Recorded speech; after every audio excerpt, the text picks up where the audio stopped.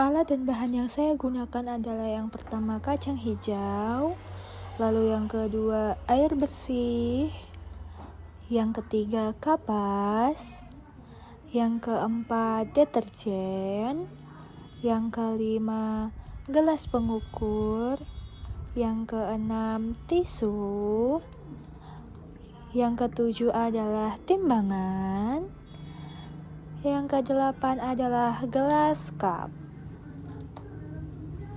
Langkah pertama adalah kita akan menimbang deterjen sebanyak 1 gram. Kita timbang. Jika sudah, yang kedua kita akan tuangkan air bersih ke dalam gelas pengukur sebanyak 1 liter air.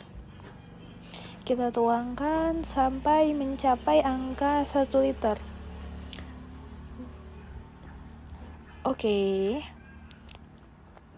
Jika sudah, kita akan tuangkan deterjen tadi ke dalam gelas pengukur. Lalu kita aduk supaya deterjennya larut. Kita aduk. Jika sudah larut antara air bersih dan deterjen, selanjutnya kita akan tuangkan ke dalam gelas yang sudah beri label. Yang pertama label 1 yaitu 100%. Lalu kita tambahkan lagi air mineralnya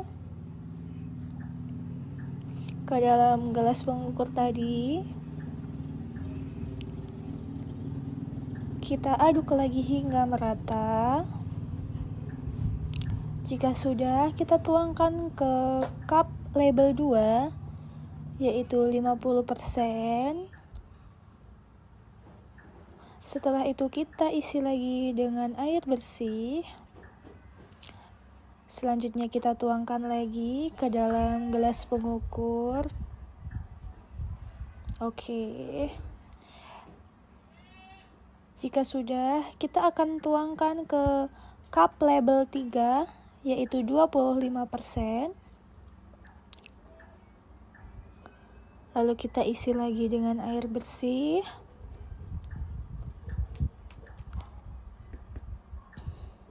Jika sudah, kita tuangkan lagi ke dalam gelas ukur.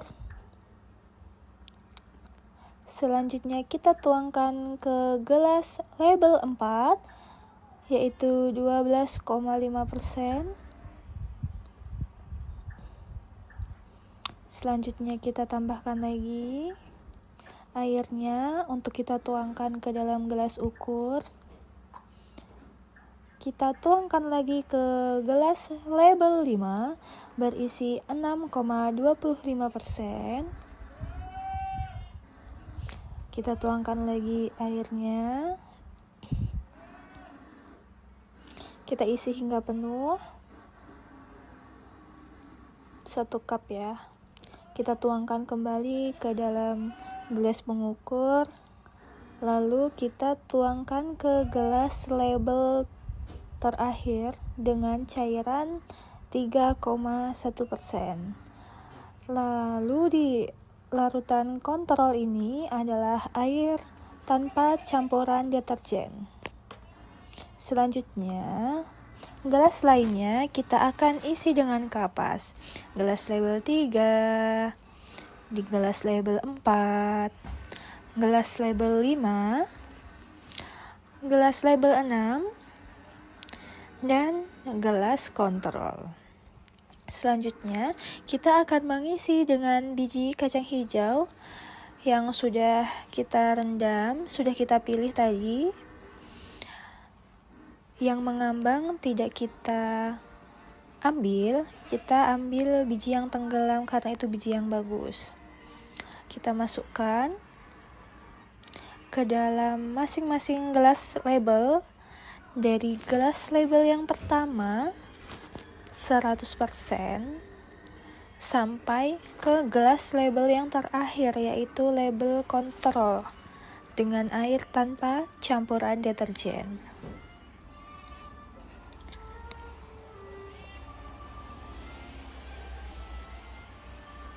Oke, ini yang terakhir. Jika sudah, kita akan tuangkan 3 sendok dari cairan masing-masing label ke cup berisi kapas dan kacang hijau yang sudah kita pilih tadi. 1, 2, 3.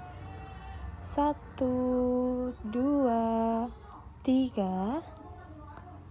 1, 2, 3. Oke, label 6. 1, 2, 3. Kontrol. 1, 2, 3. Oke, selesai. Selanjutnya kita akan tutup cup berisi kapas dan kacang hijau dengan menggunakan tisu.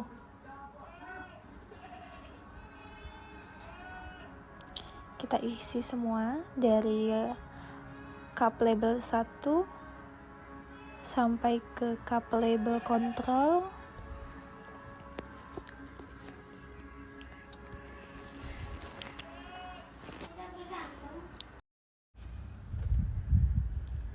Oke, selanjutnya ini adalah sampel label pertama sampai label terakhir dari tumbuhan kacang hijau yang sudah kita berikan deterjen.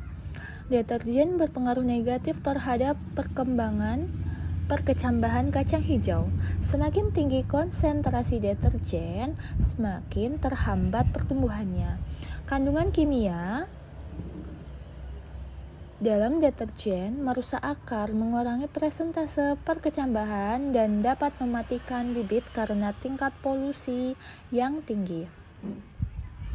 Penghambatan pertumbuhan konsentrasi deterjen yang tinggi, terutama 100%, menyebabkan pertumbuhan akar sangat rendah atau berhenti sama sekali.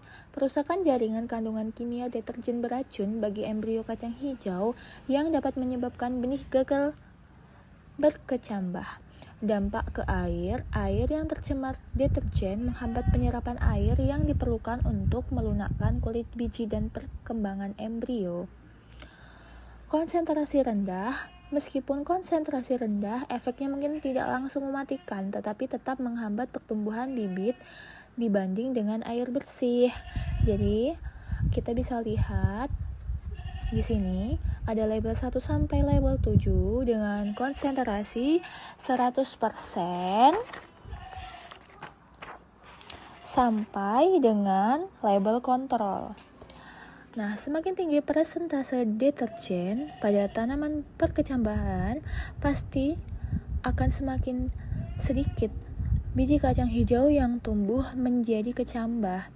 Beda dengan label kontrol dengan air tanpa campuran, bisa kita pastikan 90% bahwa biji kacang hijau akan menjadi kecambah.